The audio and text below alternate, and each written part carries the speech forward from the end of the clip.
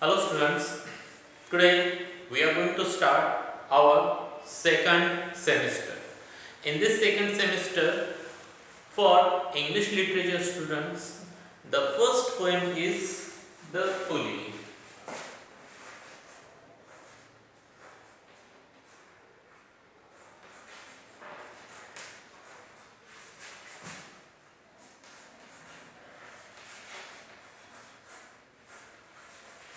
And this poem is written by George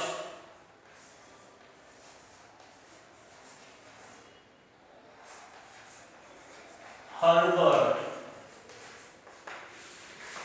So, in this first part, we are going to learn the little information given about the poet and about this poem. Now listen carefully. George Herbert, 1593 1633. So George Herbert was born in 1593 and he died in 1633. He was Anglican priest. Now, first of all, we should know what is the meaning of pulley. So pulley, it means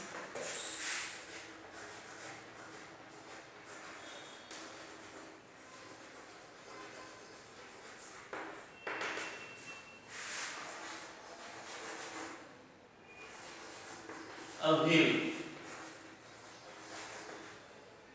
and Anglican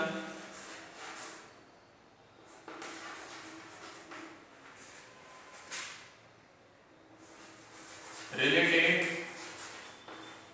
to a church. Priest and poet. So George Herbert was a priest in Anglican church and he was also a poet.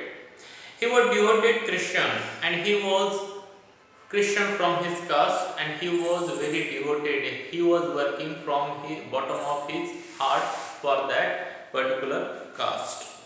And intended means have a strong desire.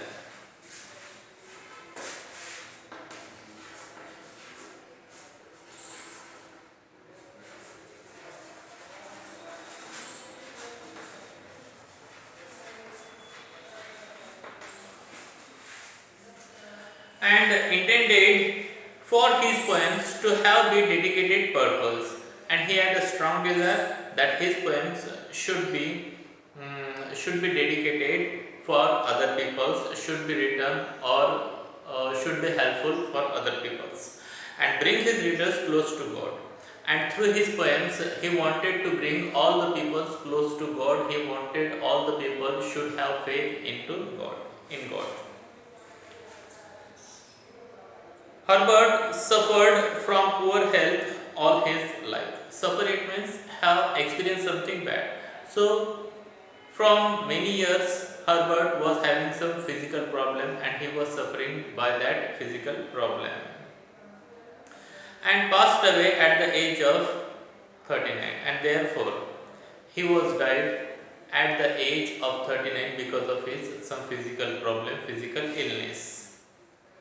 On this on his deathbed, he gave his poem to Nicholas Ferran, a close associate, and requested that they be published so that they may comfort those in need of spiritual guidance. So when George Herbert was dying, he was on his bed that time.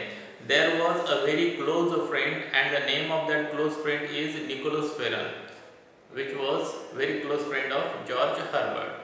And George Herbert gave this poem to Nicholas Herbert and told him to publish this poem, and therefore if anybody need some kind of guidance, spiritual guidance, then this poem will definitely help that person. So publish it after my death. They were published in 1633. So when in 1633 George Herbert died, that year this poem or this poems collection were published. In the temple, sacred it means very holy poems, and private ejaculation. Ejaculation, it means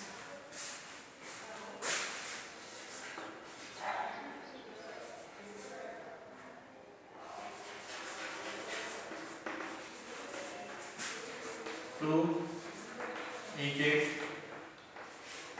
from the body. Eject means forcefully come out. Private eject with the preface by Ferran. Preface, it means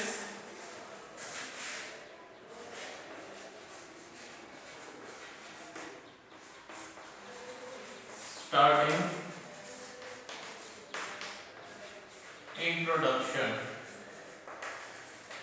So when these poems were published, these poems were very sacred, very holy poem, and in these poems, the starting introduction was written by Ferran or Nicholas Ferran. Herbert's poems are noteworthy for their value structure. So Herbert's poems are very worthy, they are very good, they are noticeable. Why? Because of their high value structure. Those poems were structured in a good form. The poems are printed to mimic the form of the poem's subject.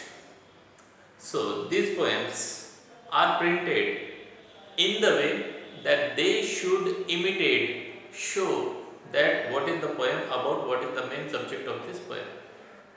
The Easter wings, for example, takes the form of the angle swing in flight, and the altar is shaped like an altar. So these are few words, these are few titles which were given to his poems. Next paragraph. In this paragraph we are going to learn about this poem.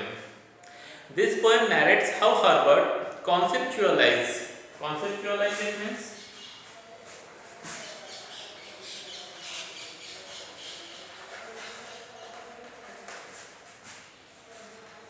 form in a concept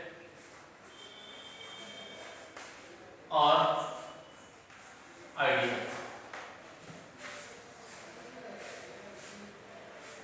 Conceptualize the origin of the world and mankind. So in this poem tells us that what is the origin of this world, what is the origin of mankind. This idea, this concept we can see in this poem. God lavishes every sort of blessing. Lavish, it means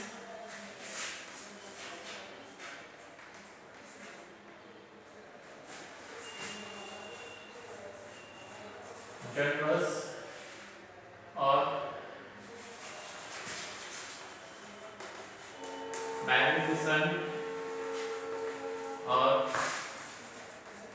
luxurious.